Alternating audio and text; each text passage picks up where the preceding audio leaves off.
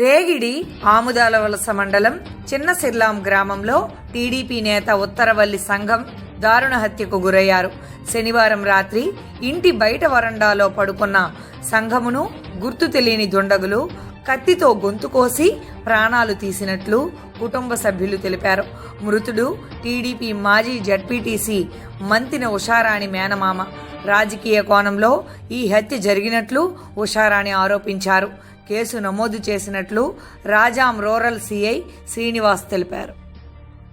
నుంచి కూడా మామయ్య గారు రిటైర్ అయ్యి నాతో పాటు రాజకీయాల్లో నాతో పాటు రైట్ హ్యాండ్గా ఉండడం జరిగింది.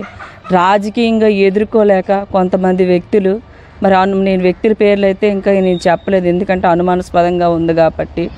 మరి మా అయ్య బయట వేసవికాలం కాబట్టి గాలి లేని కారణంగా మరి భార్యాభర్తలు ఇద్దరు ఇంటి మరి రోడ్ పాయింట్ హౌస్ రోడ్ అంటే ఇంటి దగ్గర పడుకున్నారు భార్యాభర్తలు.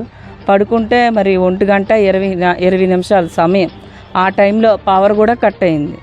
కట్ అయితే ఆ టైంలో ఎవరో తెలియని ఒక ఆగంతుకుడు వచ్చి మా పెద్దమాయ పీక కోసేశారు. విపరీతమైన బ్లడ్ వచ్చింది. అయితే వెంటనే అది తెలుసుకుని ఇంకా హార్ట్ అటాక్ ఉంది, తనకి 3 స్టంట్లు పడ్డాయి. కొన్ని హార్ట్ స్ట్రోక్ ఏమేసుకొని చూసేసరికి లోపల మెడ నింపుగా రక్తం మడుగులు అయిపోయింది అదే మంచం మీద.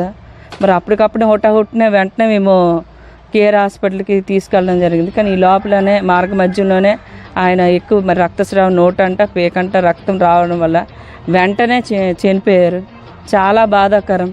మరి రాజకీయంగా ఎదుర్కోలేక ఇటువంటి కక్షపూరిత రాజకీయాలు చేయడం కరెక్ట్ కాదని చెప్పి ఈరోజు సందర్భంగా తెలియజేస్తాను. ఏదైనా ఉంటే రాజకీయాన్ని రాజకీయంగా చూడండి. ఇలా హత్యలు చేసి కుటుంబ